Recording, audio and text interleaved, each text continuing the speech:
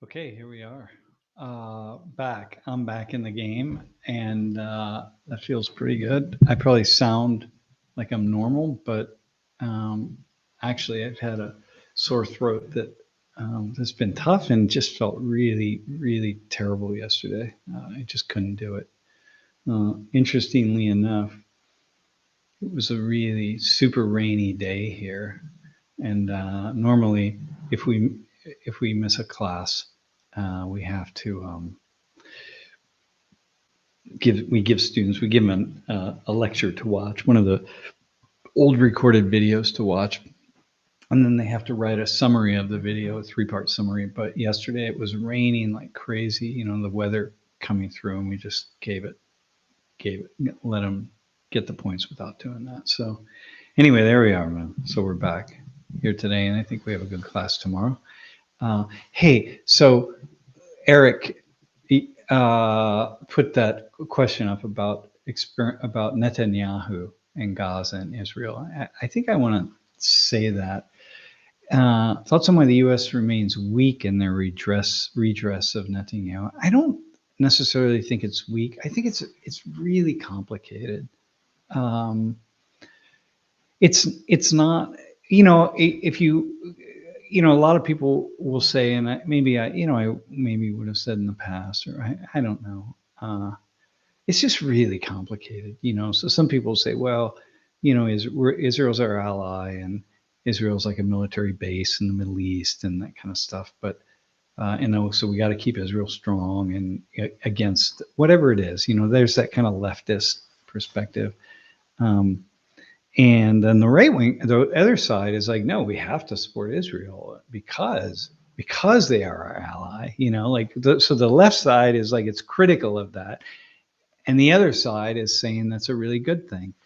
Um, I don't I don't take a stand on that really. I think the U.S. has been a strong ally of Israel for many years, and I think it emerged out of post World War II period. I mean, I think the Europe and the West, the nations. I mean, I think that's really important. And I've talked about this so much in class, the anti-Semitism that including was so rampant in the United States and during the war and after the war, about taking Jewish refugees. And it's just you read the history of that, and it's really quite stunning.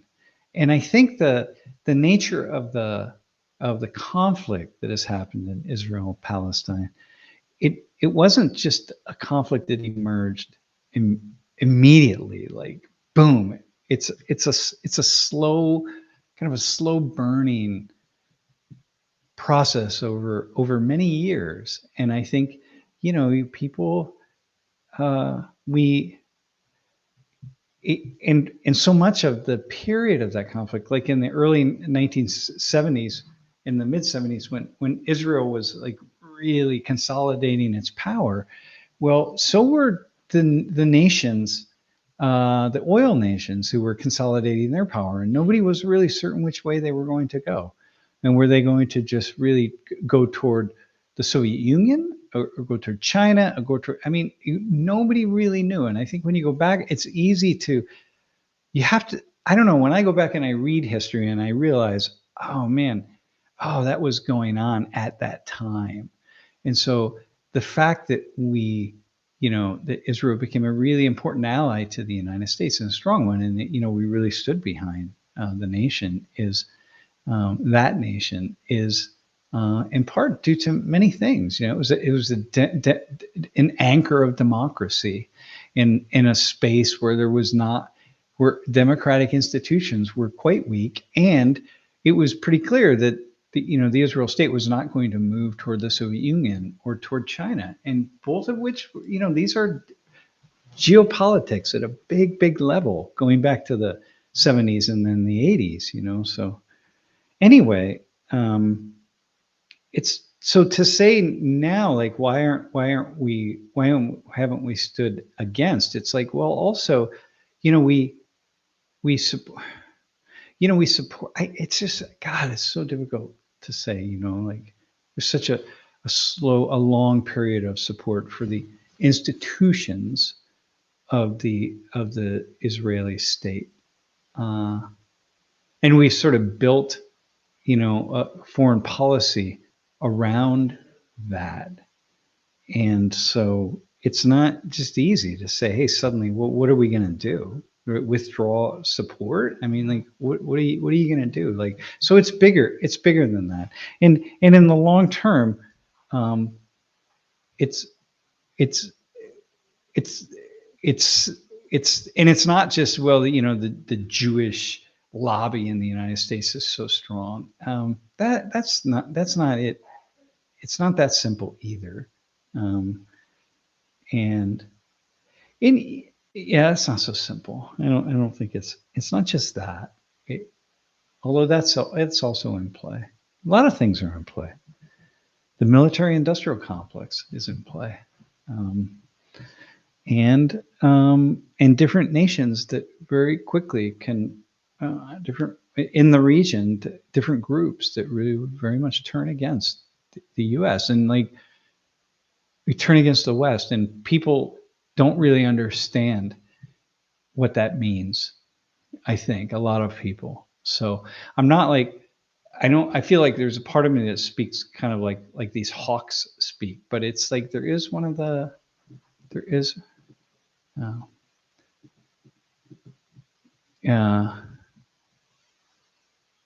and Eric, by the way, no, people go on record all the time critiquing Israel. I mean, like in the world of political science and so on. That's not an issue. There's free speech is quite strong here. So anyway, and I think that in part also what I'm seeing in this current incursion into Gaza, it's like you started, and I don't think anyone was thinking it was going to go on like this.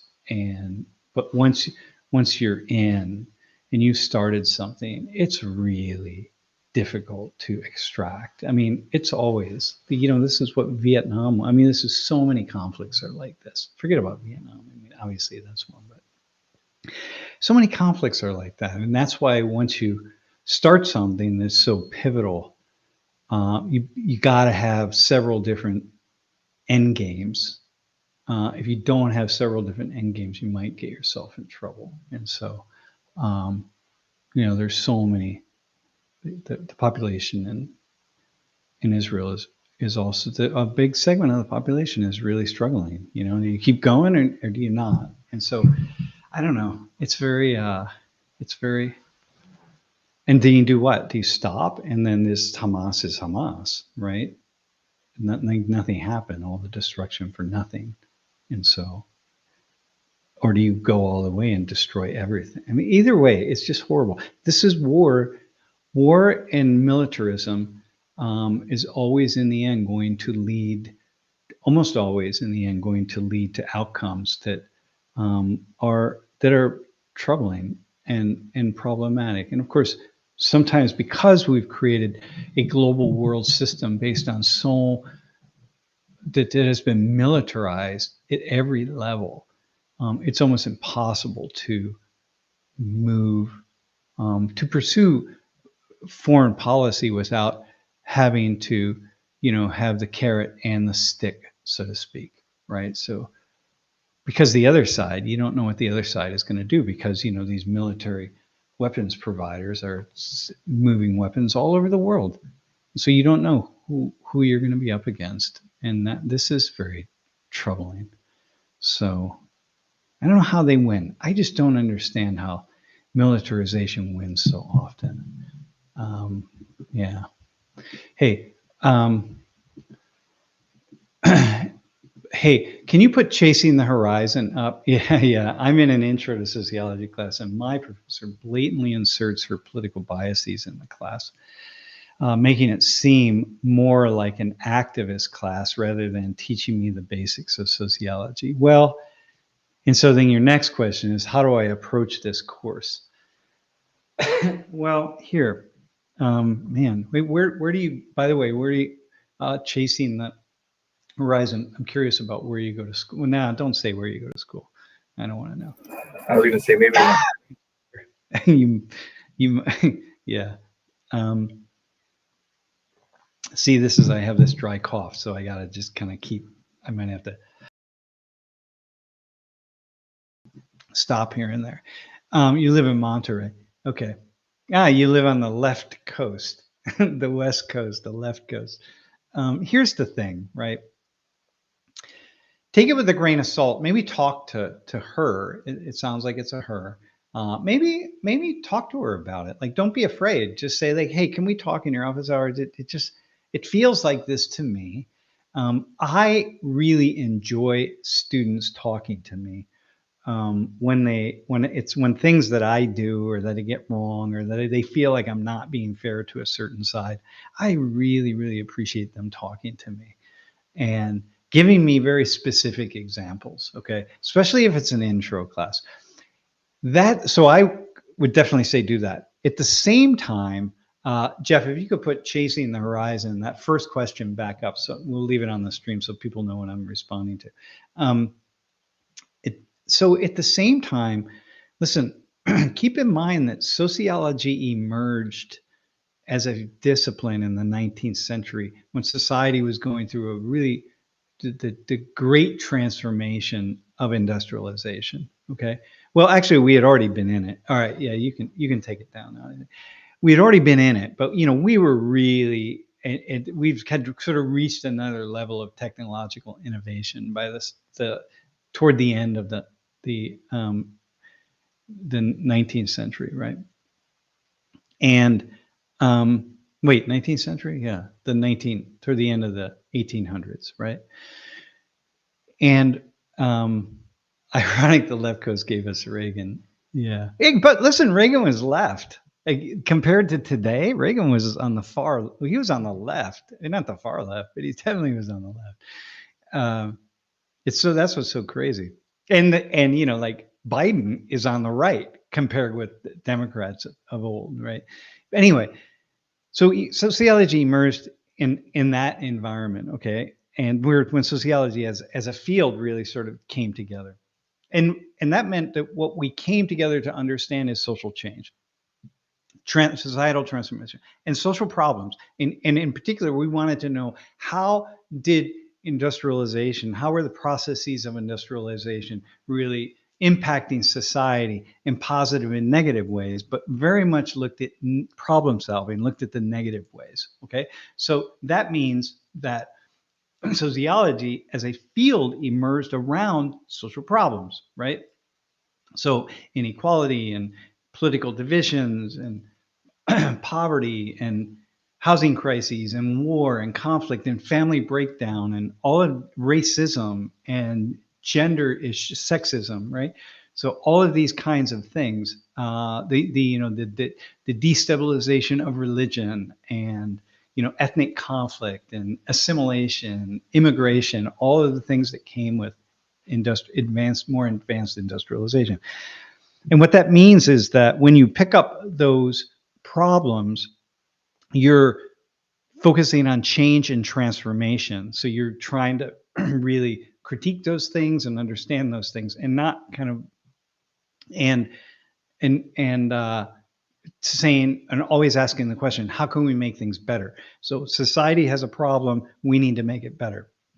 Here are the problems that I'm seeing, as a sociologist. And then like when you go to a sociology conference, it's just like endless breakdown of various problems in society. And so that means that sociologists are inherently, just sort of naturally, so many of us on the left, because we're trying to find the ways to pick out the problem in society, who's the cause of that problem, and what do we have to do to make it better. And that's just sort of more of a kind of leftist social change orientation. That means you can assume, that's why you can, when you walk into a social class, you can assume that your professor is leaning left and definitely not leaning right. Now, sociology, if you really want to understand what's going on, then you're going to lean left to look at some things and then lean right to look at it from another perspective, because that's what makes it really interesting. Of course, I hope that that's what most people see in my class. But sometimes before we get to the place where we really understand this side of things, which the more conservative side of things, you got to go through the left side. Because like me, I discovered sociology when I discovered all the problems in the world. I think I mentioned this to somebody, Igor, our guest from Brazil last week. I was telling him that the very first book I ever read on Latin America was about Northeast Brazil in the 1960s. It was written by a priest, and Northeast Brazil was the most poverty-stricken area on probably all of Latin America. And he was living in communities, Recife, all around this area, trying to like just detailing the poverty, just the unbelievable poverty. So my entry into all my Latin American studies, and I became a Latin Americanist, was that book, and it pulled me in. And so it was the priest himself, because of his analysis of things, was like at the time very left, a Marxist, basically. I mean, he was, even though he was a priest, and so it's like it's hard not to get to that when you're looking to get to that conclusion that, hey, we have to destroy these social systems, and we have to destroy power and reorient power, and we need to give people more power. Empower people from below. And the problem is the rich, and the problem are these big institutions, and the problem is tradition, and the problem is how things used to be that led us to this place right now. All of these kinds of things. Well, that's, we see that a lot in a certain, and it's understandable. Like, my God, yeah, let's fix the world. Let's make it better. Let's do whatever we have to do. So in any case, that's one of the things. So that's a really long answer to your, to that question. That's how I frame it anyway. So, well, okay. So anyway, yeah, have a conversation. Just that. I would say that. I think it's really cool. Our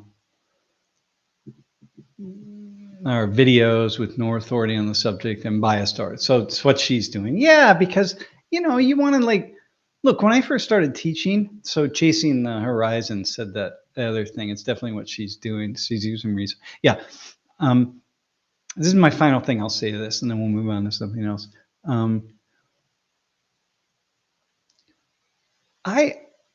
It's hard when I first started teaching, man. And like I go back to that book I read on Brazil. I'm reading this book.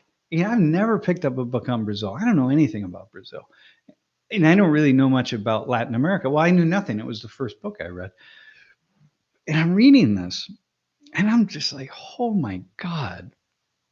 How is it possible that conditions could be this bad? How is it possible I didn't know about it?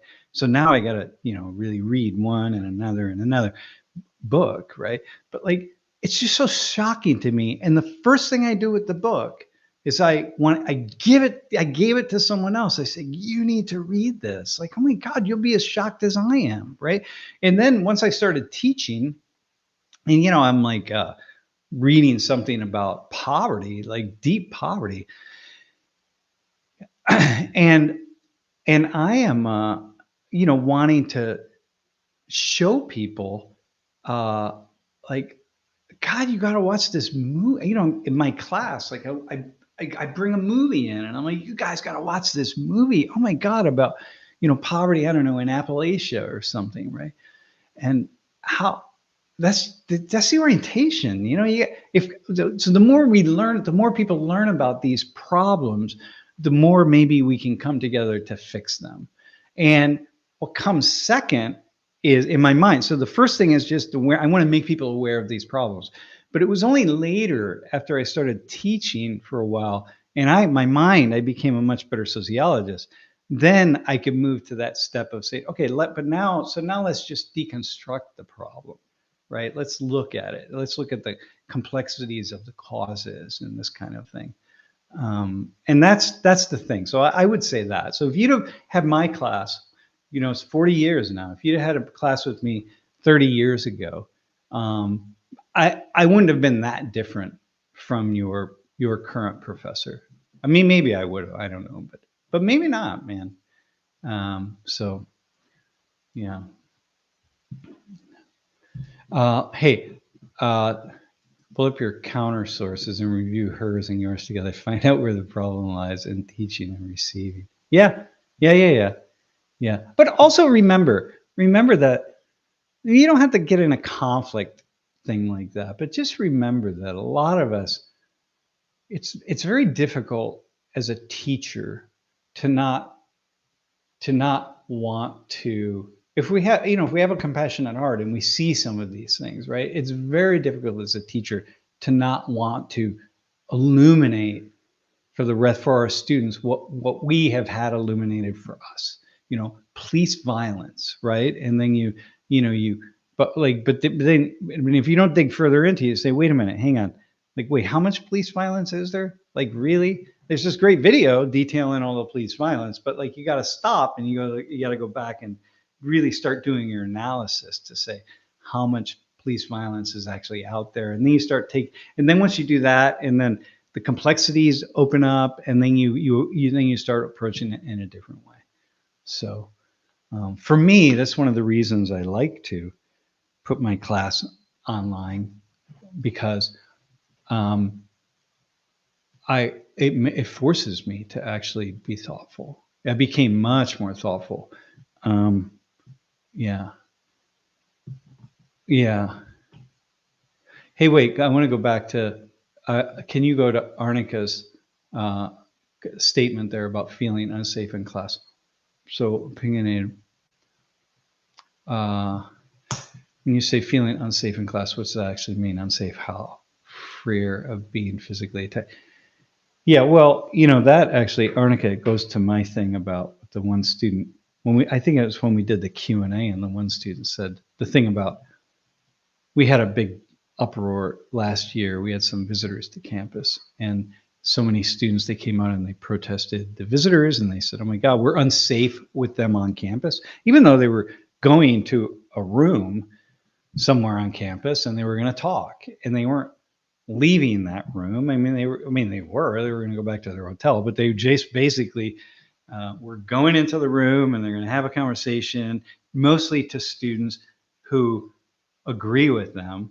But when the students who disagree they were right, extreme right, like some of these, I don't know, Jeff can put something in the,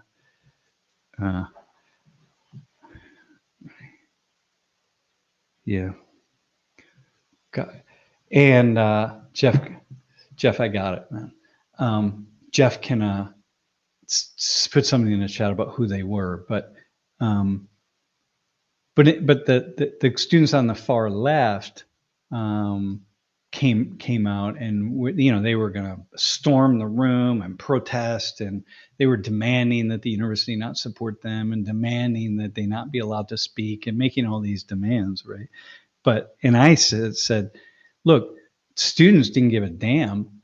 Hey, wait, I want to go to Chig Bunky Social in a hot second, Jeff from Australia. And so students on the right, they didn't, yeah, here we go, man. Yeah. They didn't give a damn about, nobody cared. No, I'd say average students, nobody cared. Nobody was going to go. Like, really, it was a room of maybe like 200 people, and probably at most, if I had to guess, by these things, because nobody goes to see speakers anymore. If I had to guess, I'd say this was one of them. Actually, there was another one also, but there were quite a few of them. Maybe 80 people would have showed up. Maybe that many. But when people make it, and they would have given their talk, they would have spoken to people who mostly already agree with them, and they would have left, and it would be the end. But what happens is, once it gets politicized and students start demanding and protesting, then everybody wants to go just to see the spectacle, where they wouldn't have even known it existed. And so had people just said, hey, we're not, we're just going to be silent on this thing, it wouldn't even be advertised. And so then students who were protesting and made a huge spectacle of it, and there was battles going on and people yelling at each other and throwing things at each other. And so, and then everybody's saying, I feel unsafe having these people on campus. Well, yeah, you're unsafe because the other students who are protesting are making a very, very unsafe environment for a lot of people. But otherwise, these kinds of talks happen all the time. Nobody shows up, and it's like you don't even know about it. There's no safety. But I think that people use this kind of thing. It's like, I'm unsafe. Like, what do you mean you're so Arnica? This goes back to you. Like, what do you mean you're unsafe? Unsafe for what? Like, I don't. I have such a yeah. What are you gonna? You're not gonna be attacked unless you and your team show up and start throwing things. Like very very odd. Yeah, it's a very odd. But this is where we're at, right? Okay. Wait, who's our Chig Monkey watching from Australia? Hey, what Chig Monkey? I'm just curious if you what in particular is interesting to you, and do you have a question from down under? Because I'm certainly quite curious about that. Yeah, Barton. Yeah, if you get attacked by 4 men in an alley, you love the police. I mean, this is the problem, right? We always, this is the problem when we become sort of more extreme in our certain perspectives, right? I've watched, I'm not gonna, there's a million sworn officers of the law in the United States at some level, right? Who are sworn officers, meaning, law enforcement in some way, shape, or form. A million, and when you have a million, you have a lot of folks, relatively speaking, who are just like bad eggs. But you have a lot of really good eggs, and then you have everything else in the middle, which would be most people. But police are, they're going to do things, and you also have that they're going to do things to protect people, and that's what they do. And sometimes they're going to get really violent in how they protect people, but I mean, they have a job. Like, there's so many things that go on, but most of the time police are going to do what they have to do, and I mean, I can't even. This is one of those things that like opened my mind up to it. Man, I've talked to so many police, because for a hot minute I was working with a lot of police, and just the way they see so much, the way they tolerate, the amount of stuff that they tolerate that we don't see, and what you gotta that civilian citizens don't see. And sometimes that just the folks that are really bad and can't be controlled. I don't know, man. I don't know. It's very yeah, the police, like a love-hate relationship. Well, love, fear, maybe for a lot of people. People have hate, but maybe a lot of the so-called hate is actually just fear, or maybe like concern that the so-called police states around the world have gotten too strong, and probably will continue to be, right? I mean, depending on, well, look, my own personal take on it is, some of them go overboard out of their own fears too. Absolutely, man. Oh my God, just, and sometimes their rage, sometimes they just get so angry. Again, I don't know. I think I've told this story of the police officer who I was talking to, and he came from this call where this man had thrown his 1.5-year-old child down the stairs, like a big flight of stairs, man. And he was drunk, and it was in a poor section of this town. God, cop was white. The guy that threw the child down the stairs was white. I say that because this is important for the next part of the story. And the child was severely injured, man. Was unconscious, and they called for the ambulance, and to take the child away, right? And they had to arrest this guy, and he was I think he might have been somewhat known to them. I don't remember, but the point being, the police officer had a son the exact same age, right? And was just beside himself with rage that a human being could do this to a child, right?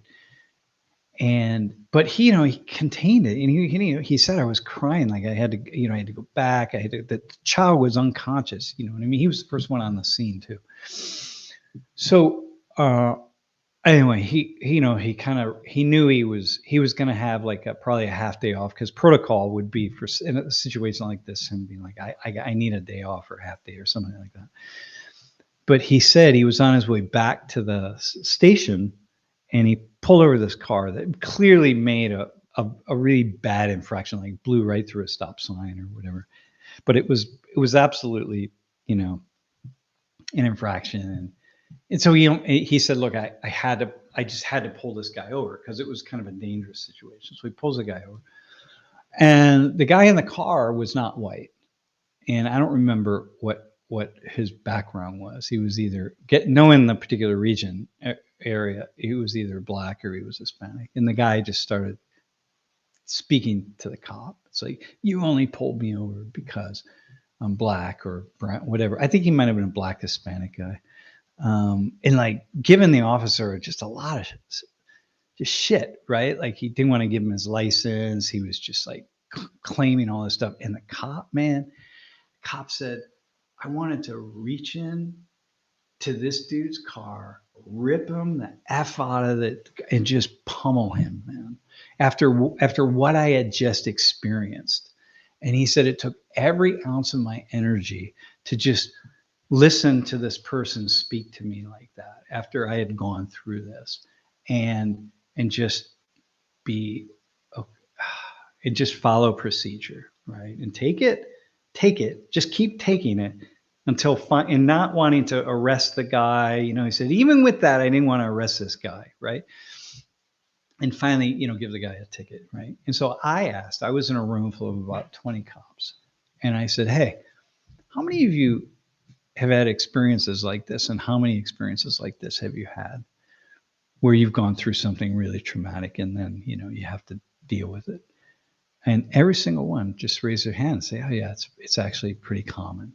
And I thought, wow, man, that would be a really interesting study of police violence, to see what precipitated or preceded that police violence, right? Like what the particular cops who acted in a violent way, like what happened. I'm not saying this is everybody, right? There are some cops are, it's just violence is built into their lives and the system and whatever, right? But these are the kinds of things that I'm in a room with these cops, and I know as a sociologist to say, when everybody raises their hand and they're just like, or sitting there in their chair, like, yeah, happens all the time, right? So they say, and I know, wait, hang on a second, man. What do you mean all the time? Because all the time is not, like let's put a number to that, right? There's so much racism, there's so much poverty. Like, wait, what are we talking about? And so I'm asking, I'm digging further to figure out, like, wait, what are we really talking about? Because you can't just blow this out, right?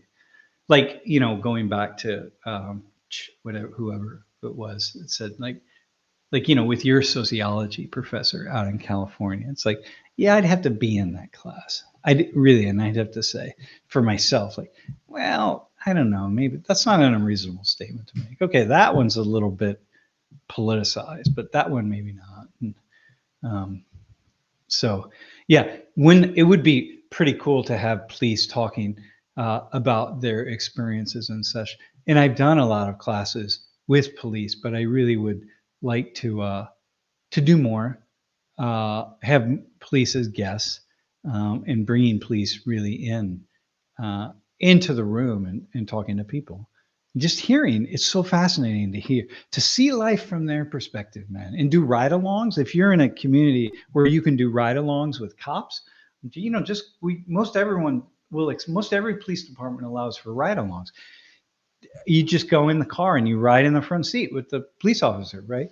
And you see what they see, and you go on calls with them, and like, man, it's intense. It's so interesting. I mean, most of it's boring, right? I mean, most of this is the nature of jobs like that. But I mean, not boring. You're just kind of riding along, waiting for something to happen. But yeah, really, really intense. I had my first experience of where we got a call that was like an emergency, and man, dude, like sirens went on, and we just, man, there's talk about an adrenaline rush, man, blowing through the city in this cop car with this really fast engine, and man, holy smokes! Like I saw why that would be a rush. Yeah. Uh, uh, anyway, yeah, our perceptions are often more skewed toward danger, violence, and injustice more than in reality. Yeah, because danger, violence. So Jeff said that our perceptions are generally skewed toward danger. Yeah, and it's because, yeah, that's actually really quite interesting right there, because because we're generally drawn to the things that are rare. We want to read about, we want to understand those things that are rare. And yeah, so like, it's really the world's not, yeah. Yeah, see, this is the kind of stuff. Okay, what you just put up there, this is the kind of stuff that I see, and I just dig into, and then I look at stuff like this, and I want to understand what the patterns are, right? You take Chicago right there. Like, look at the murders in Chicago. What you don't know, if you've been to Chicago, if you've ever flown over Chicago, right, as you do if you fly into O'Hare, one way or fly out of O'Hare, you're going to see it. What you don't see, or like go to the south side of Chicago, right? You know where University of Chicago is. So I had a student who was teaching at his high school there, and Lori and I went and we visited him, and taxi or Uber or taxi, whatever, dropped us off there, and then we spent the day with him and we left. But what was wild was that, I never know if I tell these stories before, but what was really wild was that the neighborhood that the school was in, it was like it's like these like 10 blocks where it was really violent, and kind of everywhere else it's just like, okay, whatever. Yeah, like look at that. Look at the really the darkest red, right? And you don't say Chicago. Most of where, if someone's going to go to Chicago, and they're good, and you're going to go to Chicago and you're going to visit, you think like, oh, Chicago, there are a lot of murders in Chicago. Look, yeah, well, first off, what is a lot? What does it really mean to say a lot of murders per 100,000 people? A. B, where do those murders happen? They all happen in certain areas. And even that red area, Jeff, if you go back to that the one singular red block that really stands out, in that there are quite a number of streets, and it's gonna be on certain streets. Like when we left this high school, for example, we're like driving down this particular street, and with this former student of mine who was a principal there, and he said, yeah, no, this street's fine. He said, but I can't turn right here and go down that next block over. And I'm like, why? Because that one's dangerous. But I can go down the 3 or 4 on the left here. We can go that way.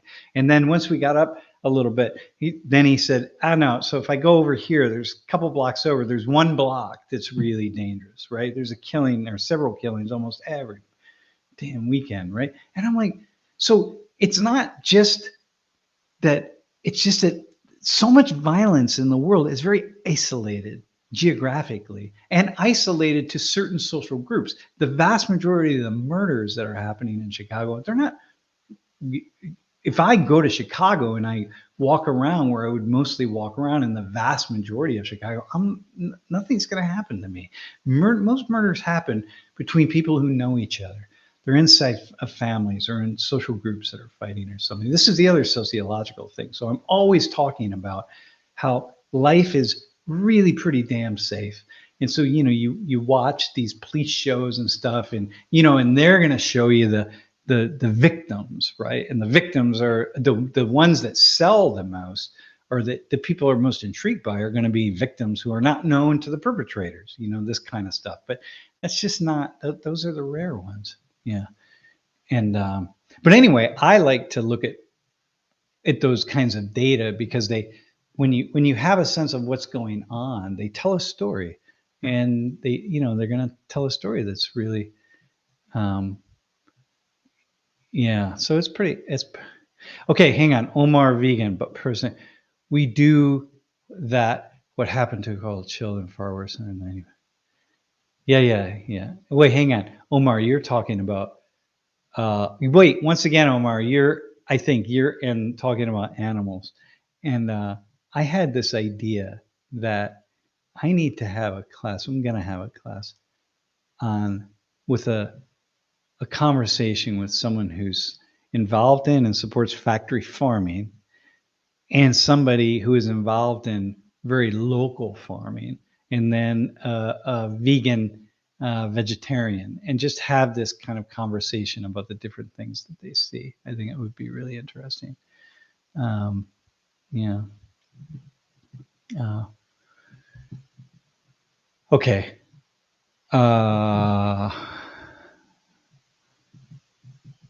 Okay. Okay. I don't even know how much. All right. Okay, wait. Sybil's World. Do you have any opinion about the relocating of the mosque in order to rebuild the temple? No, I'm not. I'm not sure which one you're talking about, but I'm assuming a relocating of a Islamic mosque to rebuild probably a Jewish temple. But what I will say will be, there are two things that I just have often seen in different travels, right? You know how like in Jerusalem you got like the holy site of the old temple, right? The Temple Mount. And then Al-Aqsa Mosque is built on top of that, and then the next temple, right? And it just kind of goes. People so often build on what's identified as a particularly holy area, right? And then they so often want to, whatever the previous group of people where they build, right? So Al-Aqsa Mosque, for example, why'd they build there? Why'd they have to build there? You know what I mean? Well, they built there because of Abraham, and Abraham was a prophet in Islam, and so on. They want to build it in the exact same place, right? Well, one is, but another reason is because you want to assert your dominance over somebody, And so you see this in Mexico City, right? You go look at the cathedral in Mexico City, and then you have the anthropologists in Mexico City are doing some excavations under the cathedral because that's where the Aztecs built one of their most important holy temples there. And so on it's called the Zocalo in Mexico City, the big square. And so like, people build on top of what other people have to assert that dominance. We see it happening in India with temples and mosques, and yeah, maybe that's the one that you're in Sybil. Maybe that's the one you're talking about in the Hindus. Hindus, it's mostly Hindus at this point because Muslims don't have the power to tear down a temple, a Hindu temple, and build a mosque on top. Like that's just not going to happen in India. I don't think so. It's certainly not going to happen in many places. But yeah, it's a dominance thing, man. And maybe it is like an area that's been identified as a sacred area, and so you want to be on that sacred spot. But I mostly think it's a dominance thing. even you want to wipe out, like the Catholics did it because they wanted to assert their dominance over the Aztecs in the Zocalo. It's like, we're going to wipe this out and we're going to build right on top of it just to, ensure that you all don't ever think, you Los Indios, the Aztecs, you don't ever think you're coming back, man. You are not coming back. You will never assert yourself here in this way. So, yeah, how fascinating. That's life, man. That's just that's the cycle of the up and the down. It's just like, yeah. Paul says, Sam, do you have any thoughts about the history of policing? Jeff, Paul said that at 3:40, by the way. I do a little bit. I mean, look, the police emerged, from what I can most understand, the police emerged, and there's a former student of mine, a colleague of mine, Chenjerai Kumanyika, is doing a podcast on policing in New York, right? The history of policing in New York. It's coming out. He's finishing it. It's a series, right? Policing really came to light, I think, at the end kind of the 1900s, right? At the time when industrialization was emerging, workers were coming together. Workers in many areas, especially here in Pennsylvania and places, were also being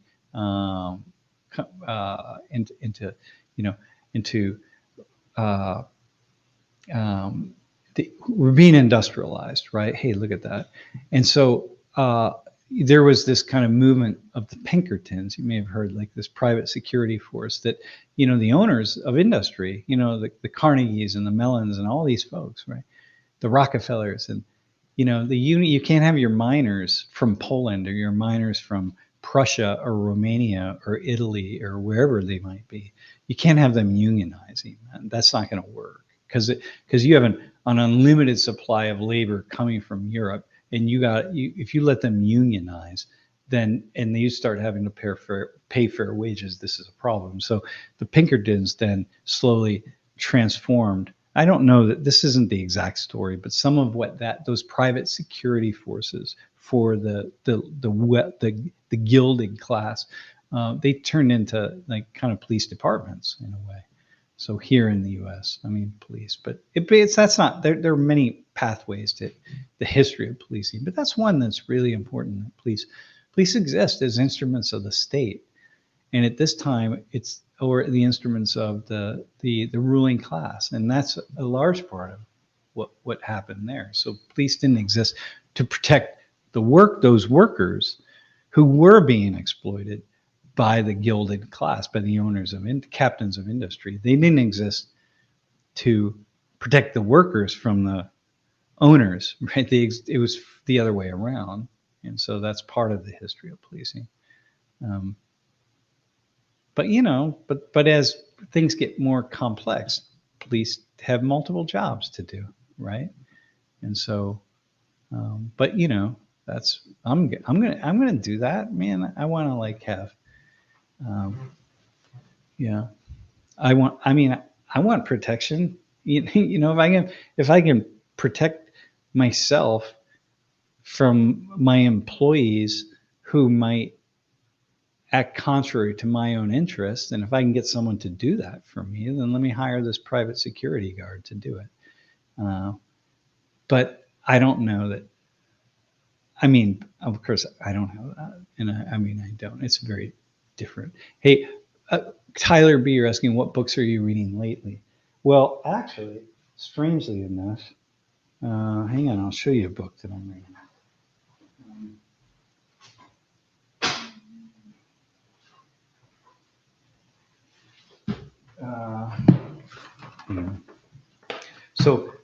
So somebody who watches the stream sent this book to me. This is one, and I'm working my way through, the Trayvon Martin hoax, and it's about the Trayvon Martin case. And now I don't like the idea. I think the author is is a little incendiary, and he's an investigative journalist and a filmmaker, investigative filmmaker. Really, I think he's a documentary filmmaker. I don't like. I think it's since I don't like the title, and I don't like some of the like he's not realizing that some of the way he writes is like as though nobody's going to take him seriously, and so therefore it's like almost like taking jabs at a lot of folks that like you don't have to do that. Just give us the data that you've uncovered and tell us the story that you want to tell, that you think that those data reveal. Okay. And then we'll make up our own minds, but you don't have to take these kind of jabs and so on. But nonetheless, right. But he did a lot of research on this, on the case, on the Trayvon Martin case, and about, so I could think if you call it a hoax, that's gonna turn a lot of people off who might otherwise read it. Like me, like I'm like, okay, Trayvon Martin hoax, come on, man. Like I don't have time for that because it sounds pretty clearly like you have an agenda and you're gonna push your agenda. And so therefore, like, why am I gonna waste my time? But if I, with a different title and somebody kind of setting up saying like, no, this is actually a really fascinating take on analysis of Trayvon Martin and George Zimmerman, and it's like, whoa, which turns out it mostly is, right, and just really fascinating, analysis, and then what happened. And so for me, that's something I just happen to be reading through. It's like that. I don't have time to read page by page, but yeah.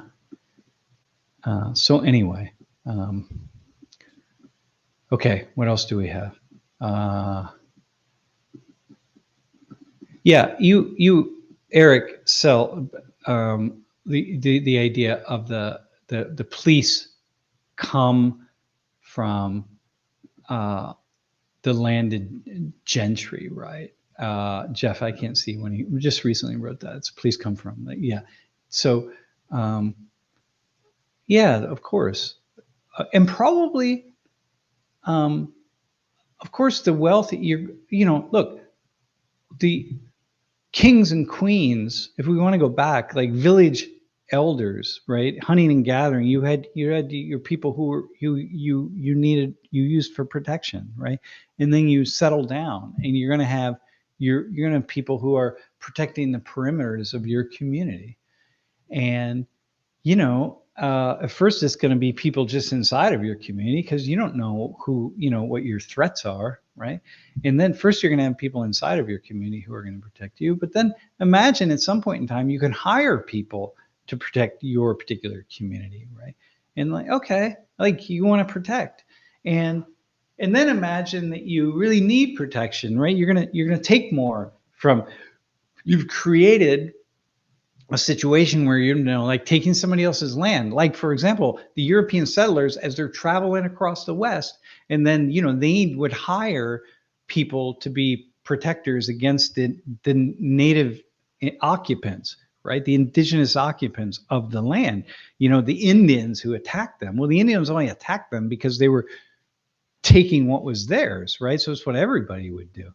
So then you got to hire people on, and so maybe the kings and the queens, you go like take some land, you go assert your dominance over a particular area of land. Well, you better have people who can back you up, and so you pull these armies together, and like, well, the police are just a variation of that.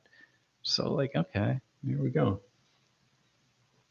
And that's not like a leftist thing. It sounds kind of left, but it's like, well, that's what it is.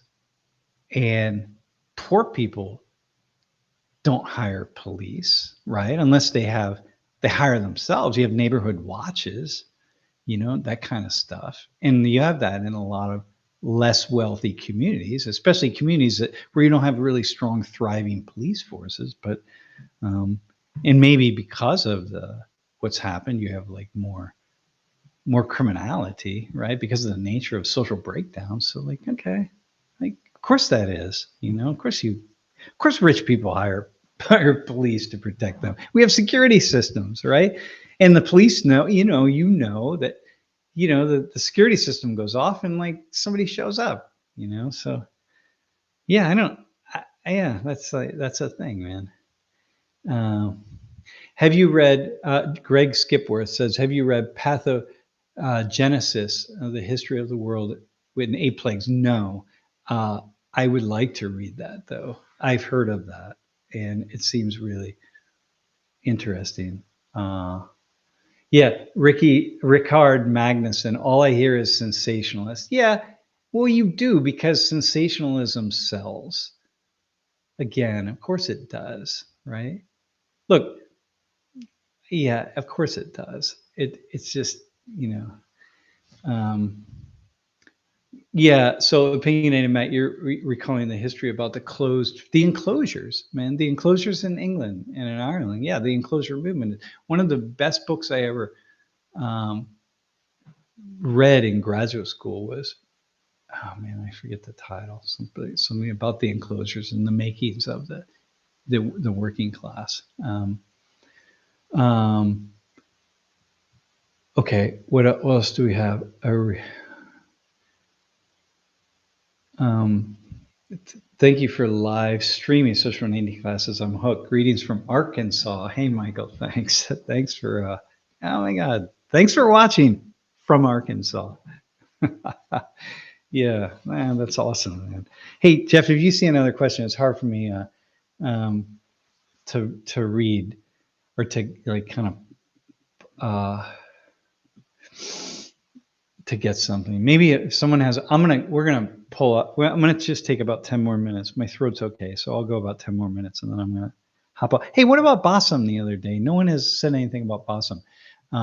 He, Greg Skipworth, is Israel going to relocate Palestinians out of Gaza? I think that's no. The answer there is no. That's just not possible. I mean, hang on, I don't know. How are you going to relocate so many people, man? It's just not. I said it before. I'll say it again. My only hope out of this conflict is that it just has gotten so bad that finally people will say, enough, man, enough, just no more. My God.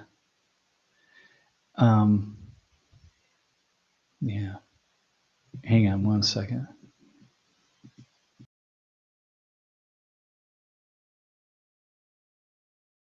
Careful. Yeah. Yeah. So, yeah, it's just so sad. Everybody will just say enough. Yeah. Okay.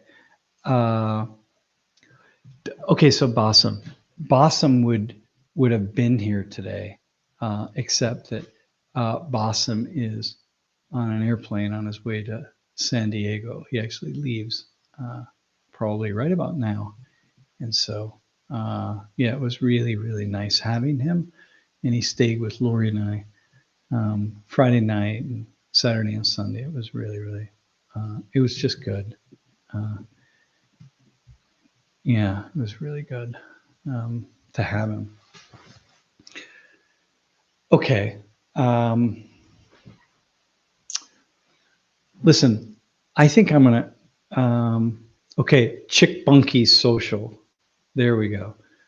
It would be interesting to hear students' opinions on the ethics of recreational hunting and shooting animals. Also, I was crestfallen when I first watched Possum's story about his family.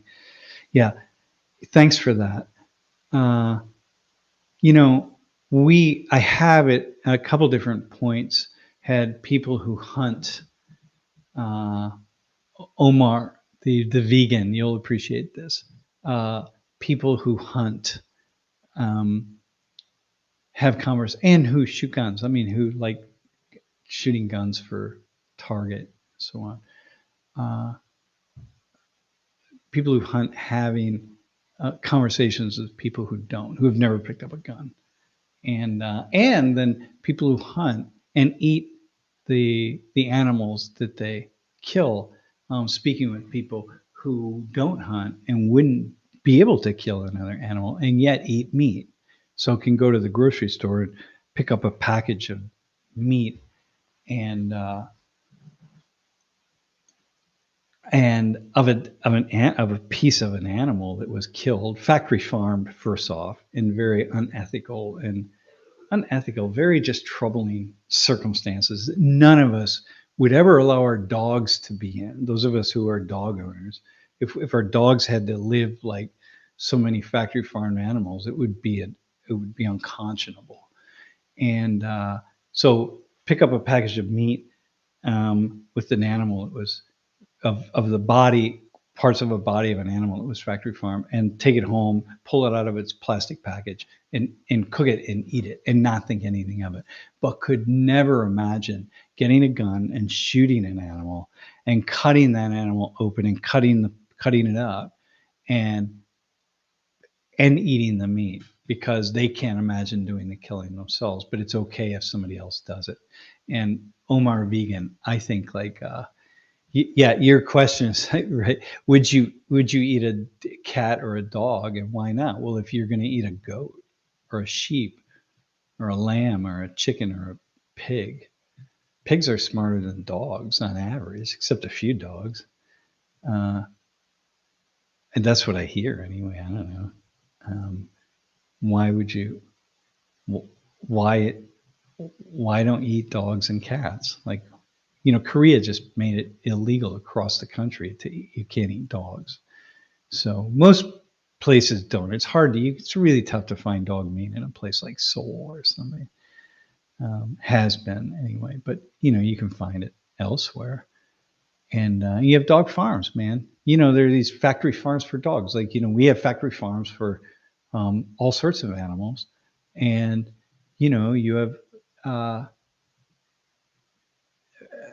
factory farms for dogs. And then, you see these photos and videos of these factory farms, and it's like, man, for dogs. And you think, oh my God, that's terrible, because we imagine, dog kill shelters or something. But like, come on. Why not for other animals? Why is that? Why did we just decide that dogs are off limits? What is it about that? So anyway, I don't know. That's the question that I have constantly. I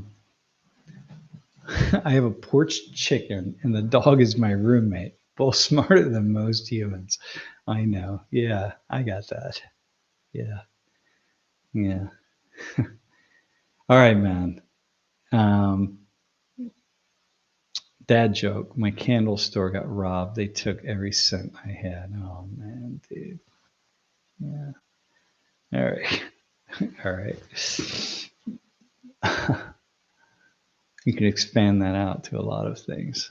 Like perfume store got robbed would be better. Yeah.